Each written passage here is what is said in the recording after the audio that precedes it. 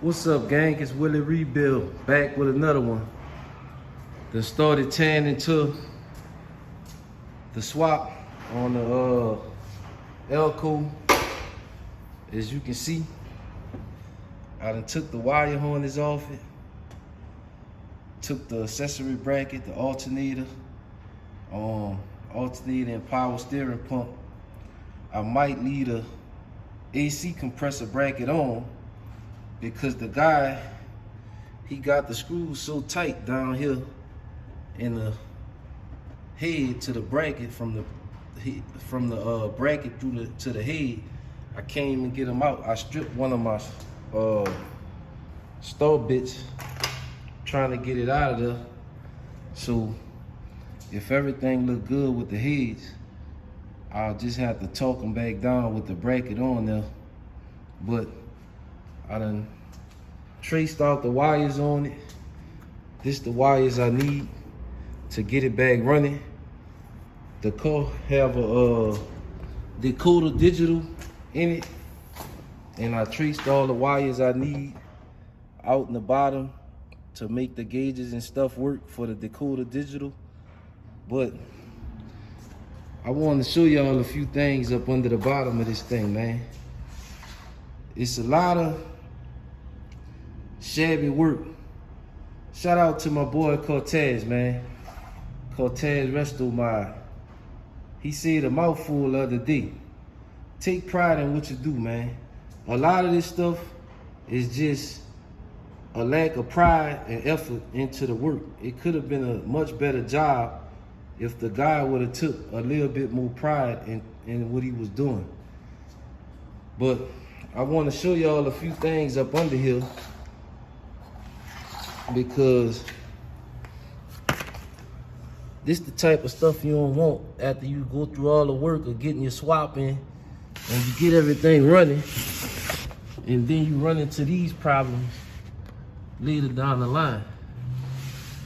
First thing, let me see if I can get some light up under here. First thing, it's a lot of oil leaking under there. See that? It's a lot of oil. Look at the frame, how oily it is. To say that this engine wasn't in the car that long. It's a lot of oil.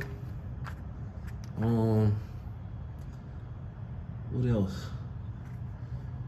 I seen oh yeah, another thing I seen.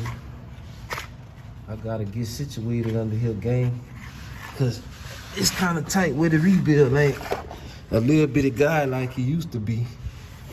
But as you can see right here, look at your clearance on the header tube. When the car running and the engine vibrating, you're gonna hear that inside the car when the header hit the frame. And on the passenger side, you can see where they already. Let me see if I can get y'all in there. See if I can get y'all up in there. Get some light up there. As you can see, they done already massaged the headers a little, trying to clear the frame. And it's still, the header is laying up against the frame. And if you look up to the top, I can't point because I got the phone in one hand, the light in the other hand. But you can see where that header is rubbing against the frame, where it's kind of rusted up there in the top. That's because it's rubbing when the engine running. Another thing, look at the transmission lines right here. They're already leaking. So I got to show that to the customer and let him know that it don't make no sense to leave the transmission lines like that, because that one where he spliced it right there, it's gonna bust because it's done already started leaking. And when it busts, he gonna lose all his transmission fluid. But it's a lot of oil under there. Look at the transmission pan. See that, gang? That's what you don't want. There's too much oil under here for the engine, for the swap that been done not too long ago. and it's just shabby. He was leaking a lot of power steering fluid. Look at that. See that, gang? And another thing, these mounts that's on here, they clear the power steering box. But let me see if I can get y'all in there. Be patient, cause I'm showing y'all some helpful stuff when you get ready to do your swap. Because if you need to go back and make a repair on something, you're gonna run into a nightmare, baby. Willie Rebuild trying to stop you from that happening. If you look up there, let's see if I can get that light up there, cause it's tight. I got the cone jack stand. As you can see up there, where the transmission bolt, you can see they bent the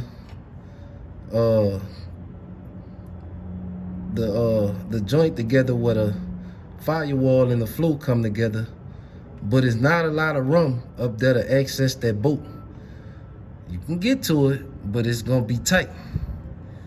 You can get to it, but it's gonna be tight.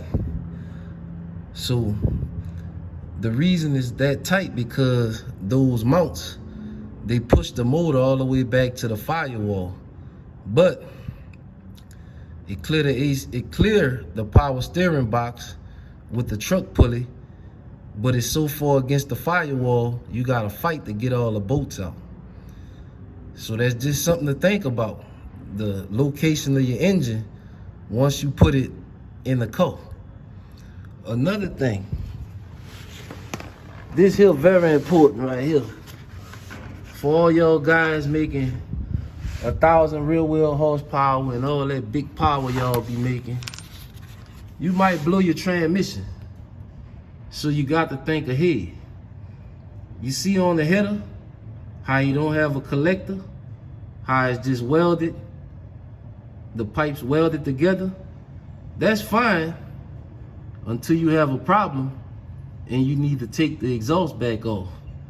So when you put your exhaust, your headers on, you might want to put your collector so you can be able to unbolt the exhaust and don't have to cut it. As you can see, it's already been welded right there twice. That's because this engine been out twice. And it's the same thing on the driver's side. So it's just something to think about to make life a little easier when you're doing your swap. Or if you're just putting headers on your daily driver, put a collector on them so you can unbolt them and you ain't gotta keep going to the exhaust shop every time you need to do some work. Let me slide out from under here.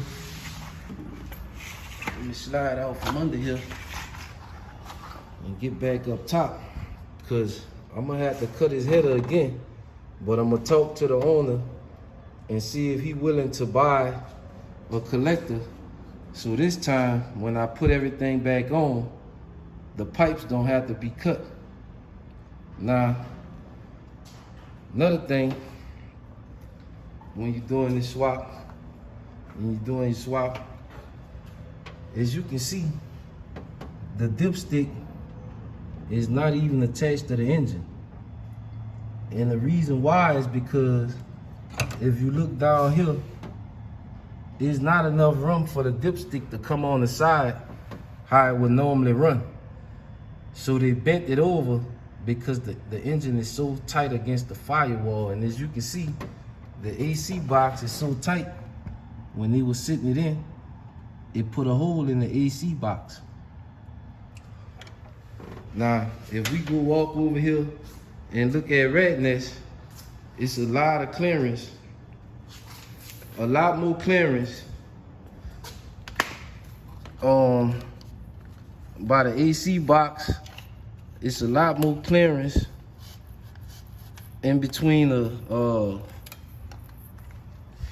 firewall and the transmission. On redness, I can put all the bolts in and take them out from on top of the engine, damn near, except the bottom ones. I can reach all the bolts from the firewall, from behind the firewall, once I take the the intake off it. But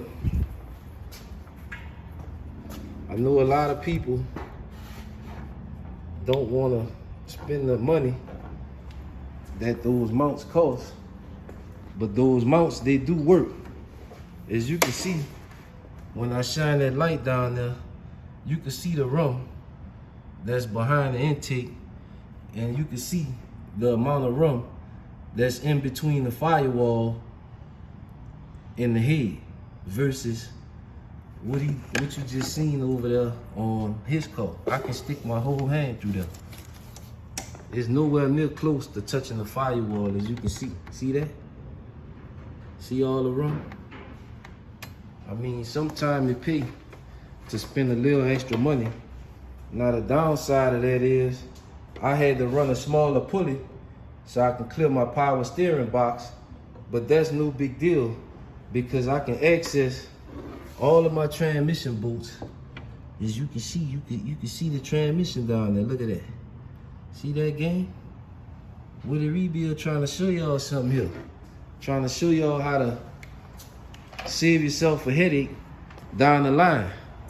Just a little comparison to let y'all see the clearance between the two engines in the same body car. I know some people gonna say, oh, that's the Elko and that's the Monte Carlo. It's the same shit. It's the same shit, and the motor, the same mounts that my car use is the same mounts if I wanted to put them in here. They're a G-body mount. 78 to 88. Monte Carlo, El Camino, Malibu, all that shit. But I'm just showing y'all what you could run into dealing with some of these shops. And what you can expect. Not just because they're in the shop don't mean they know what they're doing. You see the oil leaks, you see all that shit. When Willie Rebuild put it back together, it won't be dripping no oil, none. You can lay a white blanket under the bottom. It won't have a drop of oil on it. Got the Holley Terminator X that I took off. Got the onboard monitoring system and all that shit. If one of y'all need one and y'all like to use the Holley Terminator X, hit Willie Rebuild up on Facebook at Willie Rebuild, and we'll talk numbers on what it's gonna cost. Cause I'm not putting that shit back in there. As you see, I got the wire harness I use and the ECU right there. We ain't using no Holley wire harness. Now, we'll use the mounts and the cross member and all that there, but we ain't using that ECU. And the reason why I ain't using it, because for the bill that he got and the amount of problem it's gonna be getting somebody to tune this shit, is not worth it. We putting the factory ECU and we using the current performance wire harness, and we gonna get the job done, baby. It's Willie Rebuild giving y'all some helpful tips. Some of y'all, most of y'all probably know, but the ones who don't know, I just showed you the difference between the engine location with the Holley mount and the setback place. As you see, right there was in there. Just showed you the difference on how the engine gonna sit and the complications you gonna run into. Now, is I'm gonna put Holley mounts back on here? No, I'm gonna use the mounts that he already got on here because that's what he running. But I'm showing you that spending a little extra dollars can give you a whole better situation. It's Willie Rebuild. Don't forget to like, share, and subscribe. Over and out, baby.